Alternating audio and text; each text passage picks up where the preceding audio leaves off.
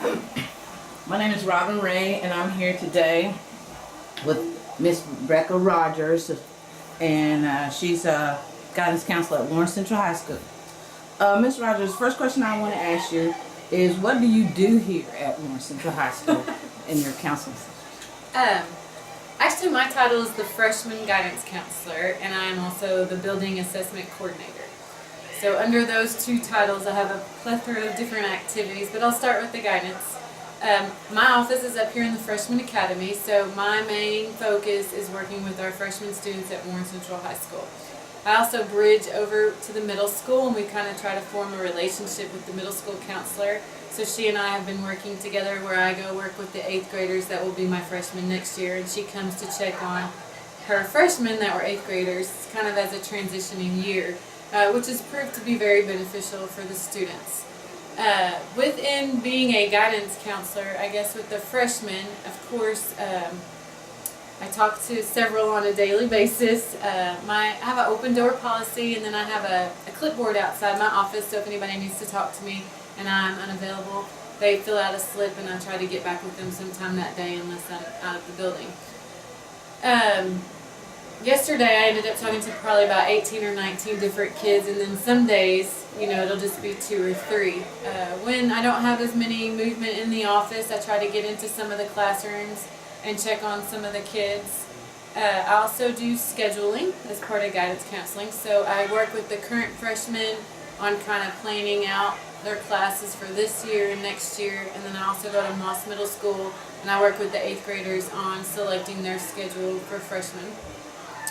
I'm part of several committees here at Warren Central, so I work with our RTI teacher, and we try to do some behavior interventionists for students that have been targeted, some academic interventions. I'm part of that team when freshmen are concerned. I'm part of ARC meetings when we have special ed students that are freshmen. I chair those meetings. I also work with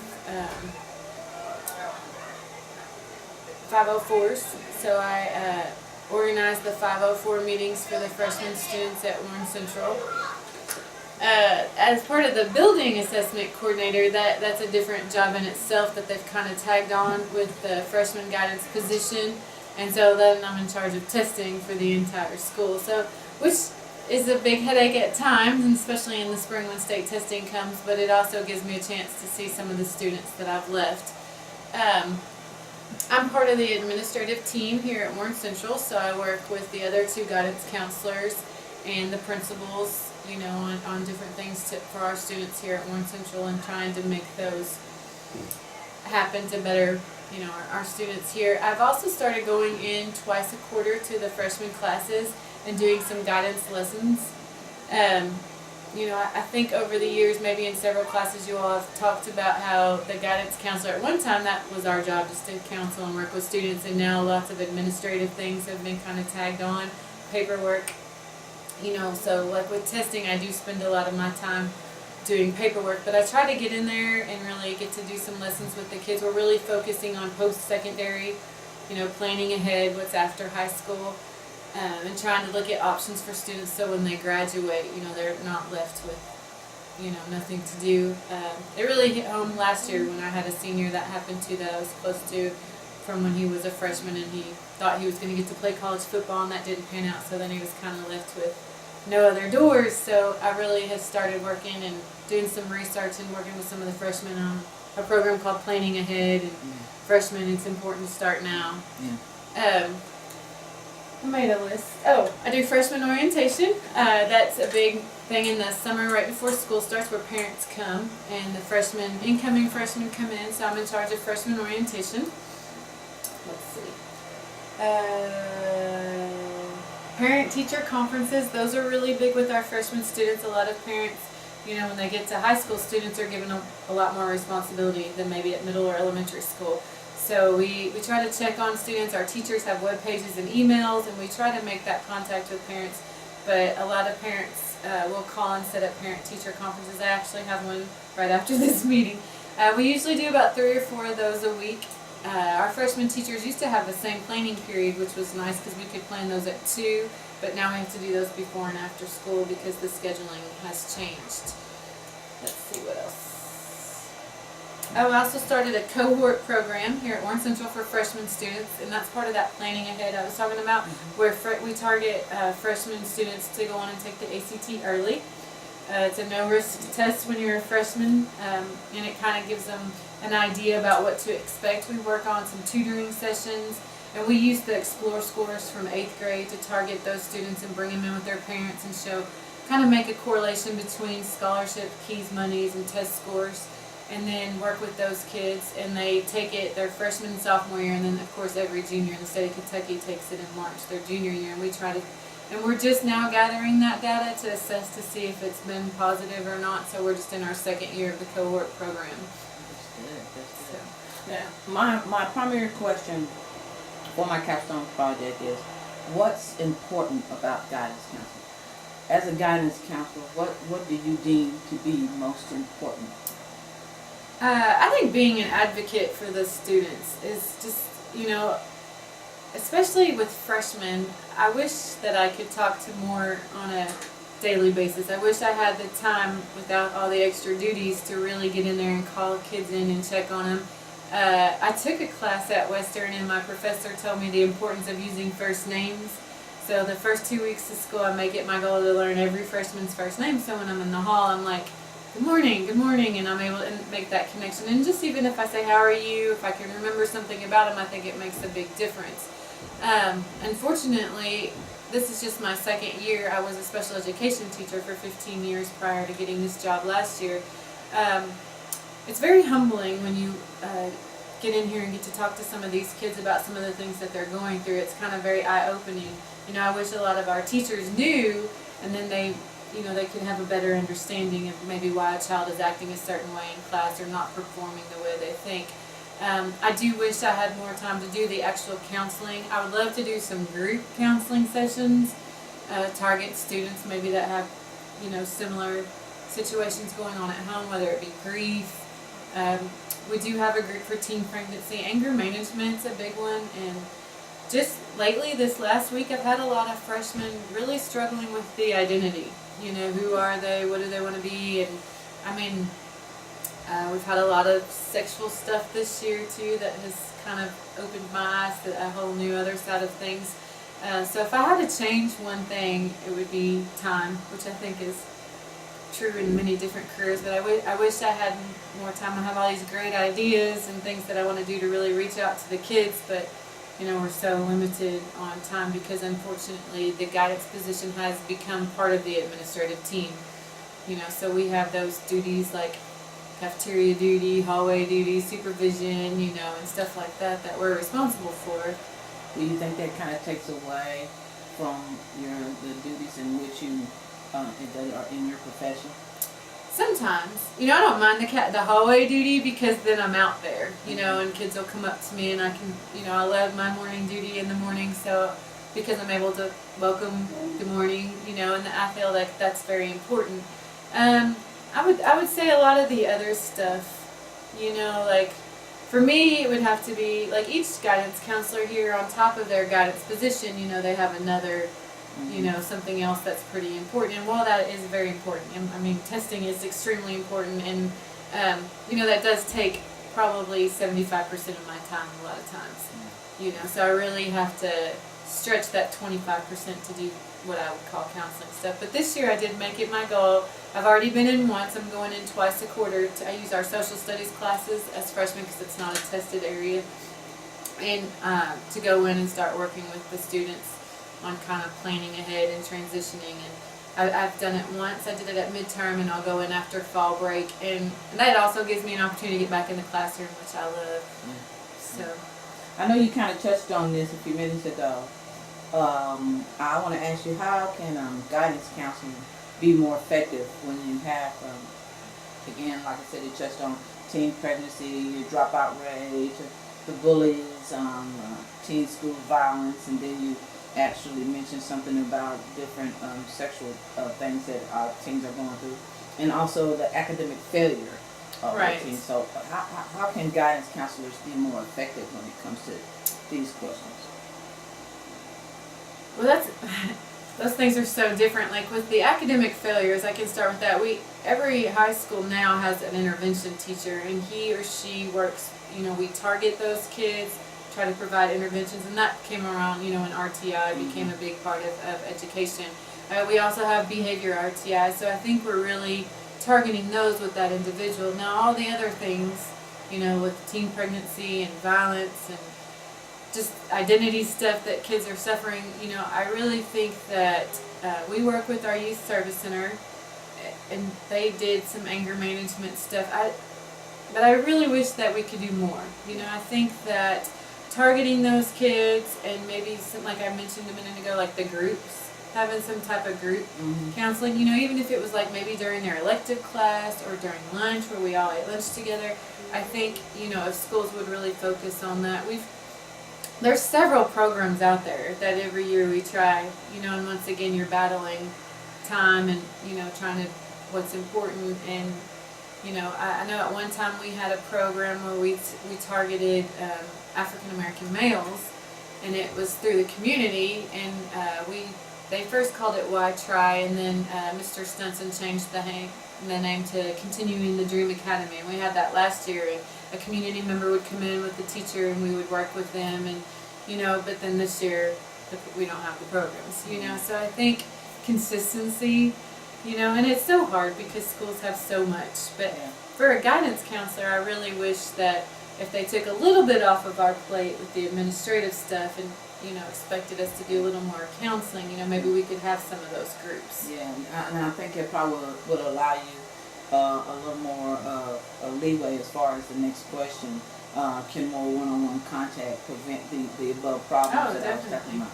Yeah, because you being able to have that one-on-one time with them a little bit more, you could talk to the teens more when they're in that active age. And right, 14 is very difficult, because they're not in middle school anymore. Yeah. But so they have a little bit more freedom, so they think they're in high school, but they're not really 18 either, and so they're struggling with seeing some of the older high school kids, and then they're trying to decide who they want to be. And I found this year I've had several in, and I'm just like, you're 14, you don't have to make every decision right now. You don't have to know, and a lot of them are really struggling with that, so that's something I need to do some research on to try to help them. But I definitely agree the one-on-one is huge. I try when I have free time, I'll do what's called check and connect. So I keep kind of like a folder when I talk to kids and stuff, and so if I see that one has been having, I try to call them back in, how's it going, and try to check and connect with them. And I try to do that at least once or twice a week if I can, or in between other assignments I have, or go into the classrooms that I know they're struggling in and say, how's it going today? Just first period this morning, I had a girl come down and ask to take her algebra test with me.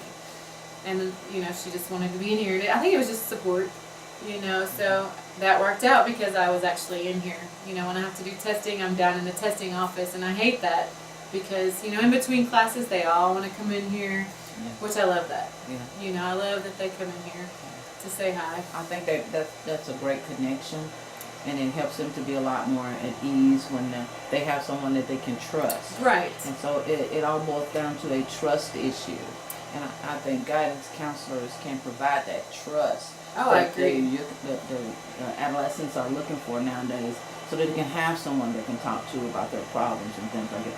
Do you deal with a lot of problems when it comes to bullying and things like that? Bullying is a very touchy subject. When the bully bill came about, and it became law, schools had to really buckle down and look at that. And I'm not trying to be negative or anything about that, but now, people will throw that word out there because they know you can't ignore it. Yeah. So especially when dealing with a lot of freshmen, if somebody hurts your feelings or makes you mad, automatically they come and say that I'm being bullied. So I've been trying to really identify what bullying is. Like, this is bullying, this just may be your friend having a bad day. So we've really struggled with that. We do have a resource officer in our building, and we've had some cases where kids were being picked on, and we've had to bring him in and explain bullying and stuff, and there's steps that we take, and and discipline actions. As a whole, I think Warren Central High School doesn't have as much bullying maybe as another high school, because we have a lot of students. We have students here, I think, from 32 different countries at one time, maybe 29 now, I want to say 29. So we have kids that come in. We also have our GLA program and the program that Mr. Vanderpool teaches where kids don't speak English. And so we get kids from all different countries, so we have all these differences anyway. Mm-hmm. You know, so we have a lot of respect for difference here, I think. When bullying comes about, you know, generally it's girls is our and a lot of times they were friends, you know, at one time, and so we really have to. I do a lot of talking about that, but you know, since that word's come out, parents will call and say my child's being bullied, and you know, and it takes a whole day to get down to the bottom. You know, my partner Miss Button and I, you know, have spent numerous days because someone has thrown that word out there, and you can't ignore it anymore. And I'm not saying that you should, because it is serious, and we definitely don't want it happening. But I mean, it is a big issue, you know, and kids, I think they hear part of it, and then, you know, anytime they get their feelings hurt, or their boyfriend breaks up with them, or their best friend doesn't let them borrow a pencil or something, automatically they'll throw that word out there, and it takes a while. And, you know, a few times there is serious stuff, and a lot of times kids that are truly being bullied, they don't bring it to your attention. You know, the real ones are the ones, and that's where we try to educate our staff at the beginning of the year when you recognize signs in students. That's why I like to be out in the hall, because the kid that's really getting bullied is not going to come in here and tell. You know, we're going to have to catch that. You know, the ones that come in here and tell are the ones. I got one last question. Oh. What do you love most about your job as a guidance counselor? The kids. I've been in education for 15 years. My husband's the football coach, and this is our third high school because of jobs that he has taken. And I think that's another out, because I'm really close to like the football players and the basketball players. I started a buddy program for all senior athletes at the school I was at previous, and I brought that with me. I love interacting with them. I have 3 of my own kids, 2 at Moss and 1 at Lost River, and they come over here, and the students here are great with them. My husband and I try to go to every function. You know, of course we go to every football game, but we try to go to every basketball game. My husband took a big interest in the girls basketball team last year, and I take a lot of pictures, and I try to post those, and the students love that. You know, they love seeing us there. That's why they come in, you know, to visit both my husband and I. It's kind of tough love. Good cop, bad cop, because he'll get on him, and then I'll love on him and stuff. But I do. I really believe that I love my job. I love waking up. I loved my job as a special ed teacher, you know. And then when I was fortunate enough to move into this position, you know, at first I was a little skeptical because I wasn't going to be in the classroom. And, you know, after last year I was like, I love this job too. You know, so I really like working with the kids. Having that relationship with them. I wish, you know, sometimes it's not fun to sit in here and listen to stuff that's hard to deal with, and sometimes in my mind I'm thinking I don't even know what to say to this child, and I have a tough time with that, you know, and I just try to make the best of it. I try not to take a lot of it home, because sometimes you'll just think about it and it'll just kind of drive you crazy because you want to help or fix or change everybody, and you know, it's not. You know, sometimes you'll try no matter what we do, you know, they've got to make their own decisions. And that was really hard. That's been hard to swallow even as a teacher. Yeah. You know, I mean, I can remember some students that my husband and I have tried to help, and it's hard when they don't go the way you want them to go. But then there's those success stories, and they make you smile. So that's the ones you got to kind of cling on to. So, but yeah, I would say the kids, I love it. I mean, in between classes when they come in here, I love it. I love being in the hall with them. You know, I love Friday nights. I love, you know, just being at Warren Central, really, and going to the different activities. So. Well, we thank you. Oh, Ms. no Rogers, problem. for taking the time out to help me with my capstone Good luck project. with that. and thank you so much again for all that you do for Warren Central students. Well, thank you. All right.